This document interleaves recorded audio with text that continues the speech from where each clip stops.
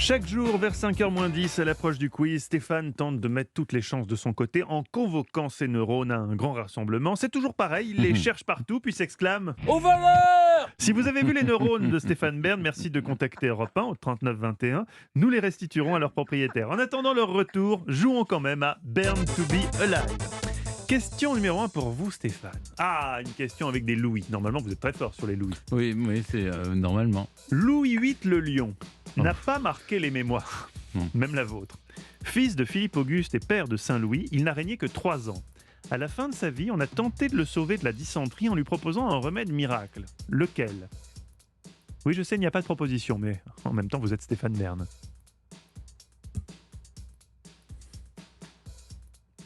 Est-ce que vous connaissez le remède miracle qu'on a proposé à Louis VIII le Lion pour le sauver de la dysenterie ? Est-ce que c'était pas de l'urine de vierge ou un truc comme ça L'urine de ou- vierge pour Clémentine. Non, non, j'en sais rien, Un mais truc je sais bien que dégueulasse, non? à Richelieu, on a proposé du crottin de dépend cheval pour qui. dilué dans du vin blanc, donc ça peut être absolument n'importe quoi. C'est un animal? Non, Stéphane, ce n'est pas un Ça animal. vient du corps Ou humain? alors Caroline Forest va appeler le standard. Ou alors du sang de quelque Pas chose, d'un contente du animal tout. étrange. Ça vient non du corps humain. Oui, ça Oui. fait plus que venir d'un corps humain. Oui, On lui a proposé. de manger. Alors, je vous guide, Stéphane, Oui, comme il n'y a oui. pas de proposition. Il n'est pas forcément une question de manger quoi que ce soit. Oui. Il est question de faire quelque chose. C'est une solution présentée comme un remède miracle au roi. Je me demande s'il fallait pas justement qu'il couchât avec une jeune vierge ou qu'il se fasse qu'on mette dans son lit Voilà quelques jeunes Un créatures. beau remède. Stéphane, qu'en pensez-vous ? Oui, ça m'irait assez bien. Ça vous plairait en Oui, tout cas, l'idée. oui. Oui, vous répondez donc ? Oui, c'est vrai. Non, c'est Mais- pas vrai ou faux, c'est vous qui devez formuler la réponse. Tu vois, si en plus Clémentine Portier-Galvez, c'est-à-dire vous prémâche la réponse, il faut un moment que vous la restituez vous-même avec votre bouche. Non, écoutez, je vois pas ce que ça change si c'était une jeune vierge. Et honnêtement, je vois pas en quoi ça résout la dysenterie. Mais enfin bon, maintenant, à l'époque, on n'avait vous pas manquez encore. d'imagination. Oui, alors il fallait qu'il couchât avec une jeune vierge pour guérir de la dysenterie. Vous avez gagné. Mais il connaît tout Non, de non. l'histoire de J'ai France, été c'est très fou. aidé par Il a été Clémentine. très peu aidé par Clémentine Portier. Oh, C'est ouais. une belle victoire, c'est Ouais. un beau point, Stéphane. Ah, non. On lui a proposé effectivement au bon roi Louis VIII de déflorer une vierge, persuadé qu'une jeune demoiselle lui ramènerait de la vigueur. Il a refusé la vierge par fidélité envers sa Avec- femme. Oh, Ça c'est beau, ça c'est beau Voilà. quand même. Ouais, c'est magnifique. Je pense que peu de rois auraient refusé. Vous en connaissez des rois fidèles à leur femme ? Attendez, vous imaginez, vous avez déjà essayé de faire l'amour en Quand on ayant a une dysenterie gastro-entérite. Oh la pauvre vierge. C'est vraiment horrible pour elle. Heureusement, ça ne s'est pas fait. Oui, les vertus du mariage avaient bon dos, Oui, en oui, c'est vrai, l'occurrence. vous avez Il était raison. hors d'état, le pauvre. Il Il était était complètement hors d'état épuisé, de nuire. déshydraté. Bon, Il y a Question. qu'à je voir. toucherai mes 10% sur cette Alors, question, là, vous Stéphane. méritez Oui. 10% sur cette question. Question numéro 2 pour vous, Clémentine. Au 19e siècle, les premiers médecins à s'être intéressés à la cardiologie étaient surnommés les cardiotaphes. Vrai ou faux ? Les cardiotaphes. Au 19e siècle. Bah, c'était leur Écoutez, taf. ça ne me dit rien du tout. Je ne vois pas pourquoi on aurait Bah, écoutez, appelé les leçons de ça un linguistique de cardiotaphe comme Stéphane un cénotaphe. sont comme intéressantes. Hein. Les cardiotaphes, Oui, le cœur, leur taf, c'est le cœur. Non, non, C'est la faux. proposition de C'est Stéphane. faux, c'est faux. C'est faux. Vous avez gagné. Bonne réponse. Le cardiotaphe. Alors, je suis étonné que vous ne le sachiez pas, ma chère Clémentine, car le cardiotaphe est au Moyen-Âge un tombeau juste pour le cœur. Les personnes les plus illustres... ça s'appelle un. Comment ça, non? Ah bah non. Ça s'appelle non. pas un cardiotaphe, Ah bah ça si. s'appelle. Au Moyen-Âge, ça non, s'appelait. non, non. Ça s'appelait un Ah. cardiotaphe à l'époque. Hmm. Les personnes les plus illustres avaient généralement 3 tombeaux. Un pour les entrailles, un pour le corps et un pour le cœur. Vous mettrez les 3 tombeaux au même endroit, Stéphane? Vous les disséminerez dans toutes vos propriétés? Un en Grèce, non, un c'est à la pas ça. campagne. Je laisserais peut-être un bout d'os à chacun. Ah, moi, j'aurais quel Une os? relique, vous voyez. Moi, j'aurais droit à quoi? Le petit orteil? Qu'est-ce que, Oui. en Ce que fonction de... vous voulez. Non, est-ce que- Faut s'inscrire. C'est comme vous avez Les sur enchères sont les ouvertes. enchères pour le C'est comme sur patrimoine? les sites, par exemple, quand vous pouvez acheter des morceaux de viande. Vous savez, vous choisissez les morceaux. Voilà. Moi, je veux le faux filet. Alors, un jour, si vous allez à Dinan, les amis, il y a un musée avec le très beau cardiotaphe de François de Coëtquen, un seigneur breton mort en 1557. Son cardiotaphe est même en forme de cœur. Mais il C'est y y a très le beau. cardiotaphe d'Anne de Bretagne qui a été volé et qu'on a retrouvé. Où ça? Eh ben, vous avez suivi cette affaire à Nantes Mais ça, à mon avis, c'est un carditaf et non pas un. Mm. Ah, alors là, Vous êtes en train de vérifier. vous avez Internet Je là, vois près de que chez vous- Moi, j'ai vérifiez surtout ce- suivi l'affaire l'affaire du cœur de Saint-Louis qui a été Mais- examinée non, par mais- Philippe Charlier. Oui, mais surtout là récemment. Mais c'est un cas, ça on- n'est pas un cardiotaphe, pour moi c'est un carditaphe et non pas un cardiotaphe déjà. Mais en effet, les rois on a faisaient volé l'hommage de leur cœur le à différentes institutions à laquelle ils étaient attachés. Et il n'y a pas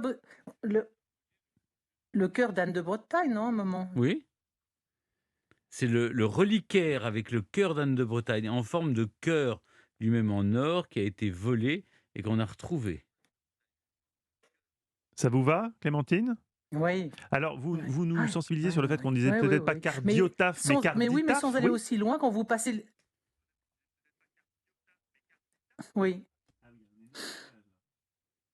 Oui, mais quand vous passez, il n'y a pas besoin d'aller très loin pour voir un beau carditaphe. Quand on passe les guichets du Louvre, il y a le monument au cœur d'Henri II par Germain Pilon. On voit 3 grâces tenir un réceptacle en bois doré pour le cœur d'Henri II. C'est un très très beau carditaphe. Mais Alors, bon, d'après écoutez, Wikipédia, en tout cas, un en cardiotaphe- effet, on conservait les cœurs.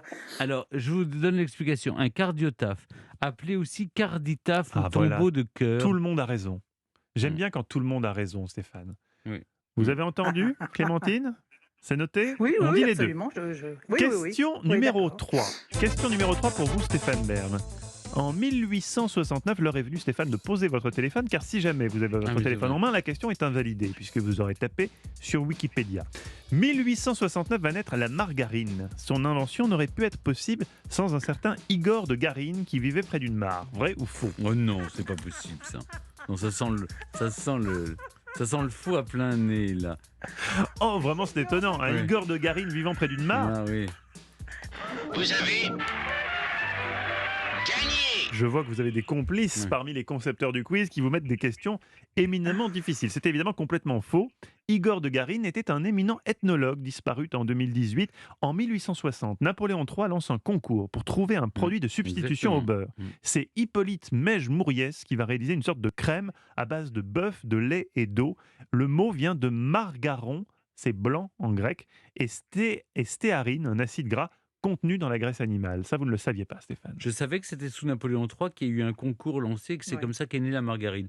Je ne savais pas le nom de l'inventeur, ni avec quel produit on l'avait fait. Et que Je le mot venait de croyais- margaron? Non, et je croyais pourtant que la margarine était d'origine végétale. Eh bien, visiblement mais, pas. hein. Mais non, s'il y a du bœuf, c'était intéressant. À nos amis véganes, je pense que le bœuf a été retiré depuis de la recette quand même. Oui. Question numéro 4 pour vous, Clémentine Portier-Kaltenbach. Tout le monde connaît Denise Fabre. Mais est-ce que tout le monde connaît Fabre d'Églantine, ce poète et homme politique guillotiné en 1794 à 43 ans? On lui doit les paroles et la musique de Il pleut Bien sûr, bergère. c'est très Vrai connu, ou ça. faux? C'est très connu, ça. Mais oui, évidemment. Oui, c'est vrai. C'est la chanson préférée de Marie-Antoinette, celle qui avait les yeux myopes. Globu- Globuleux. Oui, c'est vrai. Vous avez perdu. Vous avez perdu, et je note personnellement, avant que vous expliquiez pourquoi vous avez perdu, que vraiment ceux qui conçoivent ce quiz le font en faveur de Stéphane. En tout cas, aujourd'hui, les dés sont pipés. Les dés sont pipés, je n'ai Non, pas peur de alors, le dire. Car fran- la réponse, Franchement, j'aurais répondu la même chose que Clémentine. oui, mais il y avait Le un Fabre piège. d'Églantine a vraiment... Oui, bien sûr, mais dans la formulation de la question, il y avait un piège. Ah. Ça arrive, parfois la question est vicieuse, Parce que comme ça moi. n'était pas en 1789, c'était bien avant. Non, c'est pas si vicieux que ça. Je vous ai dit, on lui doit les paroles et la musique Ah non, oui, de c'est ça, Il oui. pleut, Ah il non, pleut pas la bergère. musique, pas la non, musique, pas la musique, pas la bien musique. sûr. Il n'a écrit que les paroles, pas la paroles, musique. Vous êtes exactement. tombé dans le panneau. Ah, zut, Vous avez oh, j'ai pas bien perdu, c'est écouté. Stéphane qui Bon. va gagner le quiz. La musique est de Louis-Victor Simon. La chanson est issue d'un opéra comique, Laure et Pétrarque. La légende veut que Fabre pleurait dans la charrette en allant à l'échafaud. Il se plaignait de ne pas avoir fini une poésie. Danton, qui a été guillotiné avec lui aurait répondu « Ne t'en fais pas, dans une semaine, des vers, tu en auras des milliers. » Ça, c'est C'est beau. beau, oui. Ça, c'est Alors- notre Danton. Qui a gagné le quiz? Je suis au regret de l'annoncer, vu la facilité des questions dont vous avez hérité aujourd'hui. C'est Stéphane Bern qui Alors, remporte le quiz. Et vous êtes le Paco Rabanne d'Europe 1 parce que vous aviez dit J'ai beau être myope de l'œil gauche et astigmate du droit, je vois très clairement la tôle qui se profile. Ah, Voilà. vous m'avez piégé. Vous aviez dit, il cherche ses neurones partout, au voleur. Merci de contacter Europe 1 pour les restituer à son propriétaire. Stéphane, entre nous, vous n'avez pas besoin de beaucoup de neurones pour répondre aux deux questions super simples que vous avez eues aujourd'hui. Non, ne Mais bravo diminuez quand pas même. mes mérites, s'il vous Bravo plaît. quand même.